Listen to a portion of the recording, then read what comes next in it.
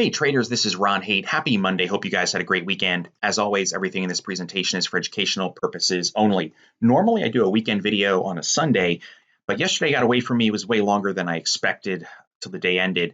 So we're going to do a video today. And interestingly enough, the market was down a good amount, even though we did bounce off the lows.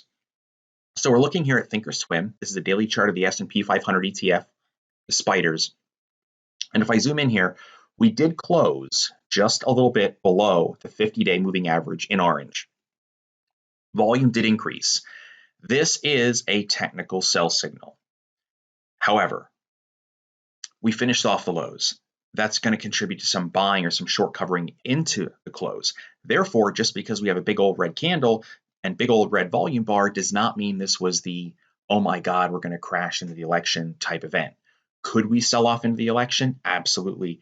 I think there's a good possibility of it until the market decides who wins and then how they're going to react to that win, whether it's, either side of the aisle right now.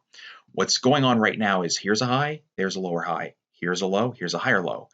We could basically draw a bit of a pennant in here, but it's also just a trading range. So technically, yes, today produces a sell signal on the chart of the S&P 500 ETF, the spiders. Is it horrible? No. Is it incredibly bearish? No. Now, if we get below today's intraday low on Tuesday or Wednesday, let's say, the target then is going to come down here to this gap fill and then back down to the lows of mid-September, which is just about a month ago. We break that level, which is right around 320, 321, then that is where we get into a lot deeper trouble. Now, we could get there tomorrow already. You don't know. We may not get anywhere near it. We may go right back up towards the end of the week.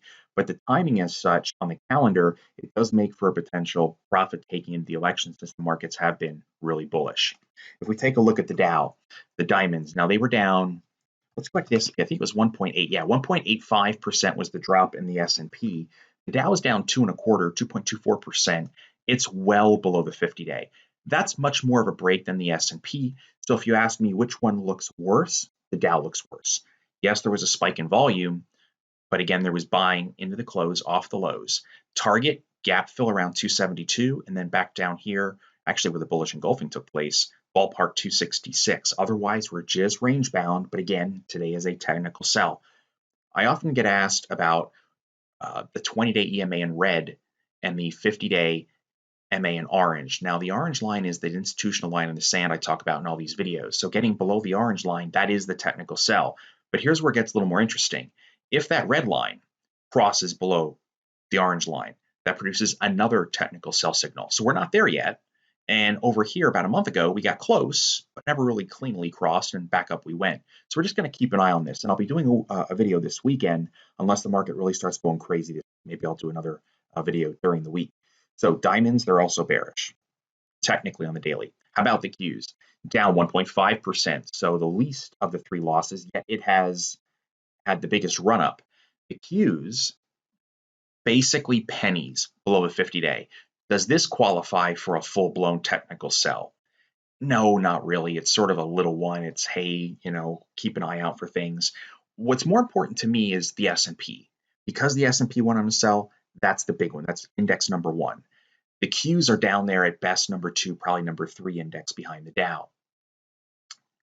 If I look at it this way, it's only a little bit below. So I would just take more of a cautious stance. I'd watch. Maybe I wouldn't want to initiate too many bullish positions on the Qs until I see how this plays out the next couple of days. Plus, don't forget, you have, which we're going to talk about, Amazon, Facebook, Google, Apple, all reporting Thursday from the dates that I found online. Let's take a look at the IWM, the Russell 2000. Well, it was down 2% today, nowhere near its orange line. Now, this index is not at all-time highs like the Qs would be or the SPY was recently. These guys are not. So relatively, they're staying away from their 50-day, which is the institutional line in the sand, but they also haven't rallied as much. So the IWM is not on a technical sell signal. It's not even below the 20-day in red. So to recap, spiders, diamonds, Qs below their 50-day. They do have technical sell signals, with the Qs being the strongest relatively of the three, and the Dow being the worst. So just be careful this week with earnings. All right, now how about Apple? You can see according to Thinkorswim, it is 10:29, 3 days away after market close. This is almost representative of the S&P. We are just simply range bound. Are we below the 50-day? Yeah, we've been there since, what was that? Wednesday of last week, Thursday, Friday, and then today. So yeah, it's technically bearish, but it's nothing horrible. And actually, let me just throw more thought in here. I get asked, if a stock is below, let's say its moving averages, which here is the 50-day and the 20-day, and it produces a technical sell signal, which it has. What type of option trades could be considered, of course, in a paper trading account? Well, one is if I had stock with the earnings coming up, the moment it got below the red line, I would have been considering protection 5-6 days ago if I was trading money I couldn't afford to lose. So that protect put would be a week old already. There's still an opportunity to protect just in case the stock has a massive drop lower. Because of earnings, would I do a covered call? It depends. Am I bullish or bearish on the earnings report? Maybe I don't want to add a covered call at all, a short call, and just trade it with stock and a long put. But for new trades, brand new standalone trades, I wouldn't want to do anything till earnings. So right now it's more about capital preservation, thinking about the long put, practicing it maybe in a paper trading account. But adding new positions, nah, I'd want to wait for earnings to get out. But I try to talk from a more conservative perspective. So here's Amazon. Sure, there's a possibility of a double top, right? We have one top there, two tops here. Here's a low, there's a low, there's a low. It's still higher lows, but again, we're just range bound. It's been below the 50-day, just like Apple now for a couple days. But hey, with earnings coming up, this thing is just it could go up, down, but it doesn't mean much until we get through earnings. About Facebook, it's above its moving averages, hanging in there. It's the bullish of the three. We still have from the swing low in September about a month ago, higher lows. We do have ever so slightly higher highs. Technically, the target is up there near that double top in the low 300s. But with earnings, even with the stock above its moving averages, if I was concerned about losing capital in earnings, I'd have to consider a protective put. Google also has earnings coming up on Thursday, according to Think or Swim. Really from over here, it's just been range bound. We did have that spike going into early September. We pulled back. Now we're bouncing, sort of like Facebook, putting in higher highs, higher lows since the September swing low. But with earnings, anything can happen. And I had a question on Tesla. It did start to break out of the pennant about 2 weeks ago, and right back down we go. I would consider Tesla here range bound. They did, if you look at the earnings report last week, they did come out with earnings. There's no real big move.